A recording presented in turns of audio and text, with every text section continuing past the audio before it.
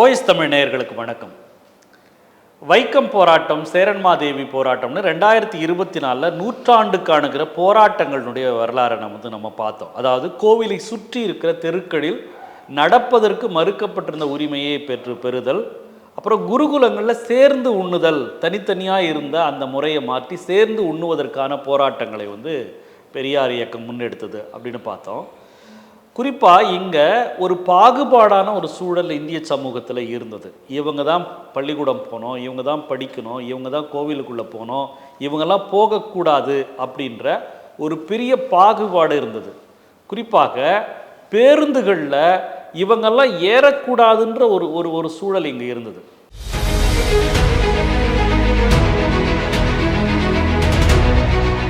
இந்த வீடியோவை உங்களுக்கு வழங்குபவர்கள் Paysys Pay, secure digital payments with multiple features and great success rate. நீங்கள் 1922 நீதி கட்சி ஆட்சிக்கு வருது. 22 ஒரு முக்கியமான ஒரு வேலையை நீதி கட்சி செய்து. என்னன்னா, பேருந்தில் ஒரு போர்டு எழுதி போட்டிருப்பாங்க, பஞ்சமர்களும் தொழுநோயாளிகளும் பேருந்துக்குள்ளே ஏறக்கூடாது அப்படின்னு ஒரு போர்டு போட்டிருப்பாங்க. அப்புறம் அந்த பயணச்சீட்லேயும் அந்த மாதிரி அந்த வாசகம் இருக்கும், இவங்கெல்லாம் ஏறக்கூடாது. அதாவது ஒடுக்கப்பட்ட மக்கள், குஷ்டரோகிகள், அப்புறம் விலங்கினங்கள்லாம் பேருந்துக்குள்ளே ஏறக்கூடாதுன்னு இருந்தது. இதை 1922 ஆட்சிக்கு வந்த நீதி கட்சி தான் இதை ஒழிச்சது. இதே மாதிரி தான் கோவிலுக்குள்ளே தாழ்த்தப்பட்டவர்கள் வரக்கூடாது, வந்தால் தீட்டாயிடும் அப்படின்னு சொல்லி கோவிலுக்குள்ளே வரக்கூடாதுன்னு ஒரு மறுப்பு இருந்தது. உங்களுக்கு தெரியும், விழுப்புரம் பக்கத்தில் மேல்பாதி அப்படின்ற கிராமத்தில் தாழ்த்தப்பட்டவருங்க கோயிலுக்குள்ளே வரக்கூடாது, அது எங்கள் ஜாதிக்கான கோவில் அப்படின்னு ஒரு சமூகம் சொல்லுது.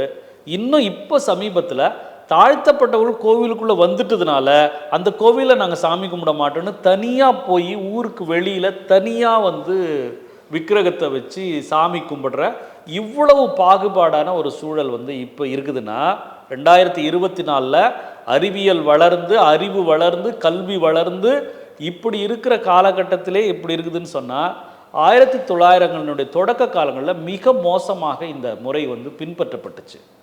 அப்போ இந்த கோவில் நுழைவுன்ற சொல் இன்றைக்கி ரொம்ப பரவலாக பேசுகிறாங்க. அது கோவில் நுழைவுனுடைய முன்னோடி அப்படின்னா வைத்தியநாத ஐயர், மதுரை வைத்தியநாத ஐயர்னு சொல்கிறாங்க. அவர் தான் கோவில் நுழைவுனுடைய தந்தை.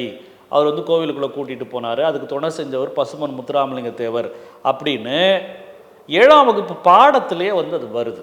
இப்போ தமிழ்நாடு பள்ளி பாடநூல்லே இப்படி ஒரு விஷயம் வருது. ஆனால் உண்மையாகவே கோவில் நுழைவினுடைய முன்னோடி வைத்தியநாத ஐயர் தானா?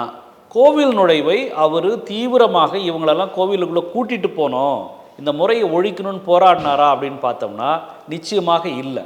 ஏன்னா அவர் 1936 கோவில் நுழைவு நடத்தினதாக ஒரு குறிப்பு அதில் வருது. ஆனால் 1927 நீதி கட்சி தலைவர்களில் ஒருத்தரான கியாப்பே விஸ்வநாதம் அவர் என்ன பண்ணுறாரு, ஒரு 1000 தாழ்த்தப்பட்ட தோழர்களை கூட்டிக்கிட்டு மயிலாடுதுறை இருக்கிற மாயூரநாதர் கோவிலுக்குள்ளே அவங்கள கூட்டிகிட்டு உள்ளே போகிறார். அதே காலகட்டத்தில் ஜேஎன் ராமநாதன் அப்படின்ற ஒரு தோழர் பல தாழ்த்தப்பட்ட தோழர்களை கூட்டிக்கிட்டு திருச்சியில் இருக்கிற மலைக்கோட்டையில் இருக்கிற கோவிலுக்குள்ளே நுழையிறாரு. அப்படி நுழைஞ்சவரை அங்கே இருந்த சனாதனவாதிகளும் அவருடைய அடியாட்களும் சேர்ந்து அடித்து மலையிலேருந்து உருட்டி விடுறாங்க அவரை கீழே. அதே 1927 ஜேஎஸ் கண்ணப்பர் அவர் திருவண்ணாமலையில் இருக்கிற கோவிலுக்குள்ளார தோழர்களை கூட்டிக்கிட்டு உள்ளே போகிறாரு. அப்படி உள்ளே போகும்போது அவரை அடித்து கைது செய்து சிறையில் அடைக்கிறாங்க. இது 1927 நடந்த முக்கியமான இந்த 3 சம்பவங்கள். 1928 ஈரோட்டில் இருக்கிற கோட்டை ஈஸ்வரன் கோவிலினுடைய அறங்காவலர் தலைவராக பெரியார் இருக்கிறார். அப்படி இருக்கும்போது பெரியார் ஒரு தீர்மானத்தை கொண்டு வராரு. அதாவது தாழ்த்தப்பட்டவர்கள் கோவிலுக்குள்ளே வரக்கூடாதுன்னு சொல்கிற அந்த தடையை நம்ம நீக்கணும், தாழ்த்தப்பட்ட தோழர்களும் கோவிலுக்குள்ளே வரணும் அப்படின்ற ஒரு தீர்மானத்தை கொண்டு வராரு பெரியார். கொண்டு வந்துட்டு அந்த நேரத்தில் பெரியார் ஒரு அவசர வேலையாக வெளியூர் போயிடுறாரு. வெளியூர் போயிட்டு இருந்த நேரத்தில் பெரியாருடைய மனைவியாகிய நாகம்மையாருடைய ஆலோசனைப்படி குத்தூசி குருசாமி, அதாவது விடுதலையினுடைய ஆசிரியர், மிக பிரபலமான ஆசிரியர், விடுதலை ஆசிரியர் குத்தூசி குருசாமி 3-4 தாழ்த்தப்பட்ட தோழர்களை கூட்டிக்கிட்டு அந்த ஈரோடு கோட்டை ஈஸ்வரன் கோவிலுக்குள்ளே நுழையிறார். 1927, 28களில் பெரியார் இயக்கமும் நீதி கட்சி தோழர்களும் நடத்தின இந்த கோவிலினுடைய தான் வந்து தமிழகம் முழுக்க மிகப்பெரிய எழுச்சியையும் ஒரு பெரிய பரபரப்பையும் உருவாக்குது. குறிப்பாக எல்லா இடங்களும் இது சடங்கு மாதிரி இல்லை, அவசியம் எல்லாரும் இறைவனை வழிபடலாம், கோவிலுக்குள்ள மனிதர்கள் போவதற்கு எந்த விதமான பாகுபாடும் காட்டக்கூடாது அப்படின்ற ஒரு விஷயத்தை வந்து பரவலாக நடக்குது.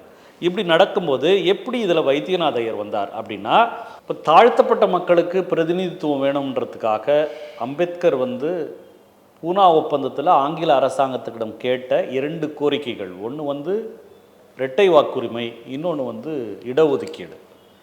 இப்போ இதை எதிர்த்து நீங்கள் தனித்தொகுதின்ற அந்த கான்செப்டை வந்து நீங்கள் கைவிடணும் அப்படின்னு சொல்லி வாபஸ் வாங்கணும்னு சொல்லி காந்தியடிகள் 21 நாட்கள் உண்ணாவிரதம் இருக்கிறார்.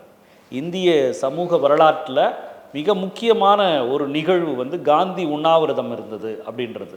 அப்போ அப்படி உண்ணாவிரதம் இருக்கும்போது காந்தி என்ன வாக்கு கொடுக்குறாருன்னா, தாழ்த்தப்பட்ட மக்களுக்கு வந்து அவங்கள புறக்கணிச்சிருக்கிற, அவங்களை மறுதளிச்சிருக்கிற கோவிலுக்குள்ள எல்லாரையும் கூட்டிகிட்டு போகிற வேலையை வந்து காங்கிரஸ் இயக்கம் செய்யும் அப்படின்ற வாக்குறுதியை வந்து காந்தி கொடுத்து, ஒரு கட்டத்தில் காந்தியினுடைய அந்த உயிர் மிரட்டலுக்காக அந்த விஷயம் வந்து வாபஸ் வாங்கப்படுது.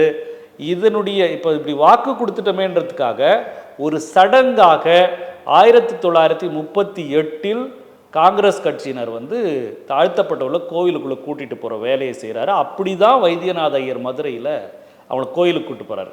அப்படி செய்ததை வச்சு தான் இவங்க எல்லாருமே வந்து வைத்தியநாத ஐயர் தான் முன்னோடி அப்படின்னு சொல்கிறாங்க.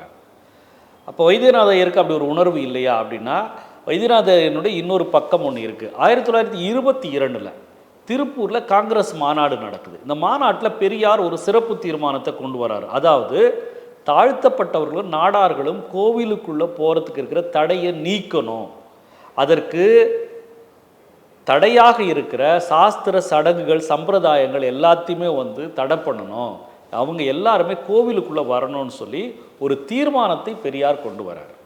அந்த தீர்மானம் பல்வேறு இடர்பாடுகளுக்கு நடுவில் தமிழ்த்தென்றல் திருவிக்கா முன்வழிய பெரியார் வந்து வழிமொழிஞ்சு அந்த தீர்மானம் நிறைவேறுகிற நேரத்தில் இந்த வைத்தியநாத ஐயர் தான், ஐயோ கூடவே கூடாது, கோவிலினுடைய புனிதம் கெட்டு போகும், கோவில் தீட்டுப்பட்டு போயிடும், அதனால் தாழ்த்தப்பட்டவர்களும் நாடார்களும் கோவிலுக்குள்ளே வர்றதுன்ற பேச்சே இருக்கக்கூடாதுன்னு சொல்லி எதிர்த்த வைத்தியநாத ஐயர்.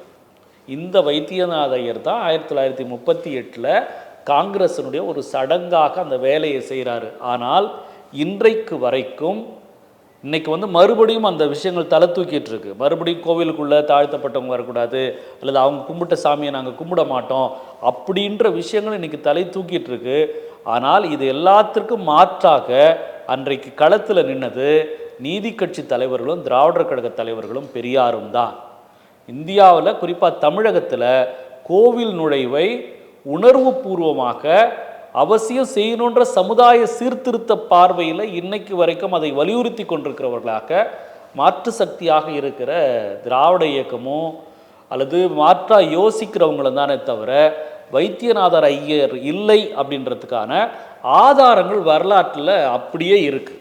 இந்த 27, 28 நடந்தது, நீதி கட்சி பீரியடில் நடந்த எல்லாத்துக்குமான ஆதாரம் வரலாற்றில் ரொம்ப வெளிப்படையாக இருக்குது.